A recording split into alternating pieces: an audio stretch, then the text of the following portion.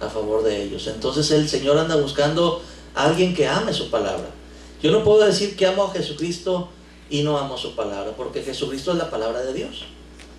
Nuestro Señor Jesucristo pone a la misma altura de interés su persona y su palabra. Por eso dice, aquel que dice que me ama, pero no obedece a mi palabra, el tal es un mentiroso.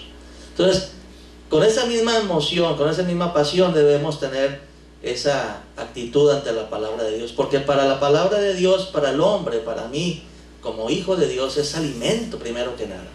Más antes que conocimiento, es un alimento para el espíritu. No solo de pan vivirá el hombre, sino de toda palabra que sale de la boca de Dios. La enseñanza del pueblo de Israel de darles el maná en el desierto, darles alimento de ángeles, era precisamente para enseñarles que era necesario que en esta vida terrenal los hijos de Dios necesitamos también alimentarnos de la palabra. Pero a veces tenemos más pasión por los tacos de Don Beto, o más pasión por los hot dogs del chino. O sea, se nos hace agua a la boca. O ayer que fuimos a comer a un lugar donde había muchas, como un menú así, ¿cómo se llama?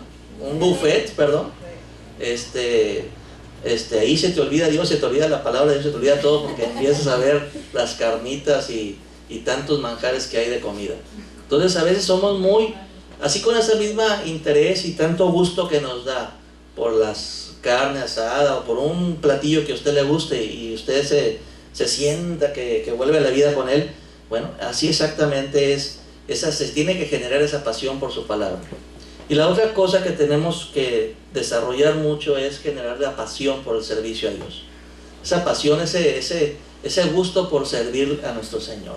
Servirle con nuestra vida, que nuestra vida se le sea útil en algún ministerio, para el crecimiento de la iglesia, para ministrar a la misma iglesia o alcanzar a los perdidos, pero que sea útil nuestra vida en alguno de los dones y talentos que nos da. Qué bonito es cuando los dones y los talentos los ponemos al servicio de Dios, porque es el tiempo mejor aprovechado. Pero no basta, porque a veces algunos estamos siempre prestos a servir, pero menospreciamos la intimidad con Dios.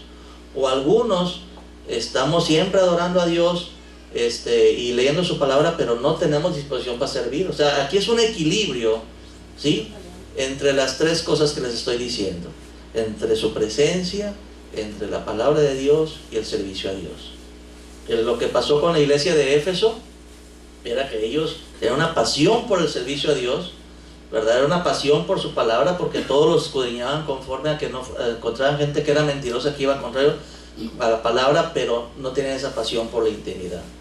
Pero por lo primero que tenemos que comenzar es por tener una intimidad con nuestro Dios. Ahora, ¿qué pasa cuando hay esa intimidad con Dios? Se abren nuestros ojos.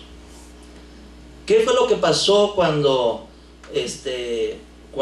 Jesús se les pegó a dos peregrinos que iban por el camino de Emaús? ¿Sí se acuerdan de ese pasaje? Después de que Cristo murió y resucitó, iban dos peregrinos que eran discípulos de Jesús y iban platicando de algo, lo que había pasado en Jerusalén, ¿verdad? Y se les presenta a Jesús y no estaba velada la presencia de Jesús a sus ojos.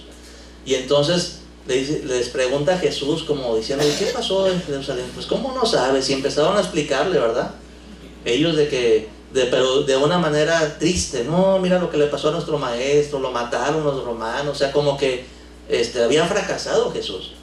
Y entonces Jesús le dice, les empieza a explicar, les abre el entendimiento de la palabra, y dice que desde el principio, desde los profetas hasta el final, Dios empieza a abrirle la palabra, el entendimiento, y después se manifestó que era Jesús, cuando Él les dio la oportunidad de que le reconocieran.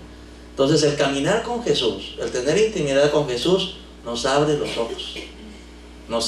ojos a reconocerle, a reconocer su mover, a reconocer su presencia en nuestra vida, donde Dios está trabajando. Hay ocasiones que me ha tocado preguntarle a personas que ya tienen tiempo en el cristianismo, ¿verdad? Y le digo: hermano, ¿y cómo has estado? Bien, bien. Dice, y le digo, ¿cómo te ha ido? No, pues muy bien. Dice, bien, todo bien. Le digo: oye, ¿en qué área de tu vida ha estado tratando Dios últimamente? Pues se quedan así. ¿Cómo? Sí, que me compartas, si te ha ido tan bien, que en qué área de tu vida el Espíritu Santo de Dios o Dios mismo ha estado trabajando en este momento, ha estado trabajando en tu vida, en la cual tú has estado también cooperando, colaborando para que siga habiendo más cambios, más conversión, más santificación? No, pues es que yo conocí a Cristo, pues yo dejé de tomar. Ok, ¿y qué más? No, pues pues hace 20 años, hace 10 años o 20 años, 5 años, pues conocí a Cristo y pues yo dejé de fumar, o ya no ando con otras mujeres. Bueno, pues eso fue hace 5 años. Pero tú sigues a un Dios vivo, un Dios que está más vivo que tú cada día, que por su misericordia amaneces.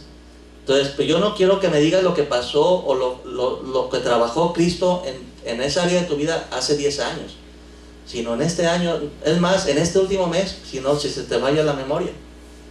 En serio, hermano. Entonces, porque no hay esa intimidad, no hay esa apertura de los ojos para reconocer en qué área de tu vida Dios está manifestando. Que digas, oye Señor, en esta semana o en el transcurso del último mes, tú me has estado hablando, o yo he visto cómo te has estado moviendo en esta área de mi vida, o en esta área de mi familia, o en esta área de mi carácter, o en esta área de mi debilidad. Ahí, cada rato el Señor me ha estado ministrando, hablando. No es casualidad que abro la Biblia, es ahí. No es casualidad que escucho un mensaje, es eso. No es casualidad que tuve la plática con unos hermanos y me dieron testimonios. O sea, no hay casualidades. Lo que pasa es que también, así como andamos en el mundo, en la vida cristiana, andamos caminando en automático y no tenemos los ojos abiertos. Ahora, ¿por qué es tan importante saber en qué área de tu vida se está moviendo el Señor? 1, 2 o 3 áreas de tu vida que se está moviendo el Señor. Porque Dios, si se te revela de parte de Dios en qué áreas Dios quiere trabajar en tu vida, pues te está pidiendo tu colaboración. No te resistes, sino colaboras con Dios. ¿Por qué? Porque sabes que el plan de Dios es que trabajar en esa área. Bueno, Señor, ok, voy a hacerlo. Pero si no sabes ni en qué área Dios está trabajando, entonces tú tienes tu propia agenda. Tú tienes tu propio plan para vivir tu cristianismo. Y entonces tú lo que haces es que eres cristiano cada día, estás leyendo, traes tu programa de lectura de Biblia, traes tu programa de esto, del otro, estás metido en tus afanes cristianos, ¿verdad?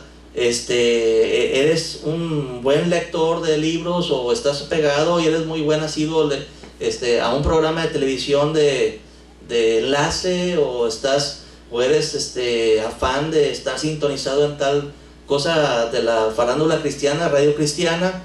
O sea, haces cosas, pero tú traes tu propio plan, y cada vez que tú haces algo y tú quieres cambiar, y bueno, voy a hacer esto y voy a hacer lo otro, tú le dices a Dios, sígueme. ¿Y quién sigue a quién? Tú no eres Señor de Jesús, Él es tu Señor. Entonces tú tienes que ponerte a los pies del Maestro. No es eslogan, pero tienes que ponerte bajo los pies del Señor y decirle, Señor, ¿en qué área de mi vida, de todas las áreas que están difíciles o que están pendientes de hacer, tú quieres trabajar? ¿En qué área de mi vida? Ayúdame a ver, ayúdame a tener intimidad contigo, para que dime, Señor, ¿en qué área tú quieres trabajar de mi vida? En mis temores, en mi carácter, en mi relación con mi esposo, en mi relación con mi hija, en mis miedos o temores, en mi falta de constancia, en mi pereza. ¿En qué área de mi vida estás tú trabajando, Señor? ¿Qué plan tienes tú para mí? Para yo adaptarme y hacer los ajustes a ti, que eres el Señor, y yo colaborar contigo, yo colaborar con tu gracia, y voy avanzando más. Muy diferente a cuando tú te quieres quitar un hábito y estás terco y terco y terco queriéndolo quitar, y a veces entre más te lo quieres quitar, más lo haces, porque lo estás haciendo en tus propias fuerzas. Pero qué hermoso es que nosotros seguimos a un Dios vivo. Jesús es el camino, y cuando empiezas a tener comunicación con Jesús, Jesús mismo te empieza a hacer reconocer, te empieza a abrir el entendimiento de su presencia, de su palabra, y empieza a caerte el 20 de que, sí, ¿sabes qué? Es que yo te tengo preparada a tu esposa para que puedas ahora sí dialogar de cosas más profundas. Ya le preparé su corazón, pero tú andas pasándola por boba y andas pensando en el fútbol y que vamos a hacer esto y que vamos a hacer otro. Y tu señora o tu hijo está preparado para que tengas un diálogo íntimo, para que haya sanidad de relación entre personas, o para que haya cambios, y ya Cristo tiene todo preparado, pero tú andas como ciego.